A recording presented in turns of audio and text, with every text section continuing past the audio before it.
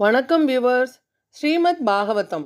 ஸ்ரீமதி கீதா வீரராகவன் எழுதிய ஸ்ரீமத் பாகவதம் பகுதி 94 காண்போமா? நாரதர்க்கும் பிராசீன பர்ஹீஷுவுக்கும் இடையே நடந்த உரையாடல். நாரத மகரிஷியால் சொல்லப்பட்ட புரஞ்சன உபாக்கியானம் மன்னனால் எளிதில் எடுத்துக்கொள்ள முடியவில்லை. நாரத மகரிஷி புரஞ்சனனின் கதையை சென்ற அத்தியாயத்தில் கூறப்பட்டது போல் மீண்டும் விளக்கமாக எடுத்துச் சொல்கிறார். இந்த உயிரானது எப்படி புலன்களால் சிறைப்படுகிறது என்பதனையும் அதன் மூலம் ஏற்படும் இன்ப துன்பங்களையும் விளக்கி கூறினேன். வாழ்வில் புத்தி என்று அழைக்கப்படுவது உண்மையில் அறியாமையாகும். இந்த புத்தி தூய்மை அடையும் பொழுது அது புத்தி யோகம் எனப்படும் பக்தி யோகமாகிறது. பகவத்கீதை தேஷாம் சதத யுக்தானாம் பஜதாம் பிரீத்தி பூர்வகம் தாதாமி புத்தி யோகம் தம் ஏன மாமுபயாந்தி தே. அன்புடன் தொடர்ந்து என்னை பக்தியுடன் வழிபடுவோர்க்கு என்னிடம் வந்து அடையக்கூடிய புத்தியை நானே அளிக்கிறேன். இதன் மூலம் அவர்கள் என்னை வந்து அடைவார்கள். அரசர்களில் சிறந்த ராஜ ரிஷியே பகவானின் பெருமைகளை எப்பொழுதும் கேட்டல், நம்முடைய புலன்களை பக்தி தொண்டில் ஈடுபடுத்துதல் போன்ற செயல்கள் நம்மை கிருஷ்ண உணர்வில் முன்னேற்றம் அடையச் செய்யும். ஒரு மனிதன் முழுமையாக பக்தி தொண்டு செய்பவனாக மாறும் பொழுது பகவான் அவனுக்கு அருள்பாலிக்கின்றார். அவன் எல்லா விதமான உலக செயல்களையும் சடங்குகளையும் விட்டுவிடுகின்றான்.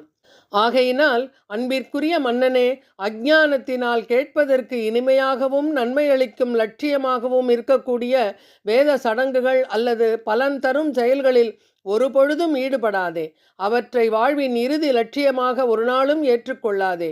நாரத முனிவர் மன்னரை நேரடியாகவே எள்ளி நகையாடுகின்றார். ஏனெனில் மன்னர் ஏராளமான விலங்குகளை வேள்வியில் பலி கொடுத்துள்ளார். வேள்வி செய்தோம் என்று பெருமையில் மன்னர் மிதந்து கொண்டிருந்தார். அதனால் நாரத முனிவர் அவருக்கு இவற்றை எடுத்து கூறுகின்றார். உண்மையில் நாம் செய்யும் செயல் எதுவும் நம்மை கிருஷ்ண உணர்வு பெறச் செய்யவில்லை என்றால் அது பாவ செயலே ஆகும். கிருஷ்ண உணர்வு இல்லை என்றால் ஒருவன் செய்யும் செயலானது பலனற்றது. நம்மிடம் பரமாத்மாவாகவும் வழிகாட்டியாகவும் விளங்குபவர் ஸ்ரீஹரியே ஆவார். இதனை உணர்ந்து அவனுடைய திருவடி தாமரைகளை சரணடைய வேண்டும்.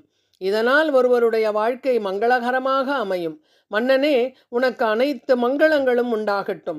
இயற்கையில் ஒரு உயிர் பொருள் கொள்ளும் தொடர்பினால் உருவாகின்ற உடலுக்கு மனமே காரணமாகும். ஒருவனது மன இயல்பினை பொறுத்து ஒரு உயிர் சென்ற பிறவியில் என்னவாக இருந்தான், அடுத்த பிறவியில் எந்த வகையான உடலை பெறுவான் என்று ஒருவனால் புரிந்து கொள்ள முடியும். எனவே ஒருவனது மனமே அவனது கடந்த கால மற்றும் எதிர்கால உடல்கள் எத்தகையன என்று குறிப்பிடுகின்றது. மைத்ரேய மகரிஷி விதுரரிடம் கூறுகின்றார். பரம பக்தரும் மகரிஷியுமான நாரதர் பிராசீன பர்ஹீஷுவுக்கு விளக்கி அருளிவிட்டு அவரை சித்தலோகத்திற்கு வருமாறு அழைத்துவிட்டு புறப்பட்டு சென்றார். அமைச்சர்களிடம் ராஜரிஷி பிராசீன பர்ஹீஷு மக்களை பாதுகாக்கும்படி தன் மைந்தர்களுக்கு தான் கட்டளையிட்டதாக அரசர்களிடம் கூற வேண்டும் என்று கேட்டுக்கொண்டார். பின்னர் அவர் தனது அரண்மனையை துறந்து தவம் செய்வதற்காக கபிலாசிரமம் என்னும் புனித இடத்திற்கு புறப்பட்டு சென்றார். கபிலாசிரமத்தில் மன்னர் துறவுகளும் தவங்களும் மேற்கொண்டதினால் லோகாயத பணிகள் அனைத்திலிருந்தும் விடுதலை அடைந்தார். அவர் பகவானின் பக்தி தொண்டில் தொடர்ந்து ஈடுபட்டு ஆன்மீக நிலையினை எய்தினார். புரஞ்சன உபாக்கியானத்தை கேட்பதால் அல்லது படிப்பதால் ஏற்படும் பலன்கள். அன்பார்ந்த விதுரனே, உயிர் பொருள்களின் ஆன்மீக தோற்றத்தினை பற்றி நாரத மகரிஷி அருளியுள்ள இந்த உன்னத சரிதத்தினை ஒருவர் கேட்டாலும் அல்லது கேட்டதை பிறருக்கு எடுத்துரைத்தாலும் அவர்கள் உடற்கருத்துடைய வாழ்க்கையில் இருந்து நிச்சயம் விடுதலை அடைவார். நாரத மகரிஷியால் கூறப்பட்ட இந்த உன்னத சரிதம் பகவானின் புகழை எடுத்துரைப்பதாகும். இதனை தொடர்ந்து படிப்பதனால் உலகம் புதுமை அடைகிறது. ஒருவனது இதயத்தை தூய்மை செய்து அவன் தனது ஆன்மீக அடையாளத்தினை பெறுவதற்கு உதவுகிறது. இந்த சரிதத்தினை உரைக்கும் ஒருவன் தனது பௌதீக கட்டுக்களிலிருந்து விடுதலை பெறுவதோடு அவன் இந்த உலகில் அலைய வேண்டிய அவசியம் இல்லாதவனும் ஆகின்றான். அதிகாரப்பூர்வமாக மன்னர் புரஞ்சனன் பற்றி விளக்கப்பட்டிருக்கும் உருவக கதையானது என்னால் எனது ஆன்மீக குருவிடமிருந்து கேட்கப்பட்டது. இது முற்றிலும் ஆன்மீக ஞானம் நிறைந்ததாகும்.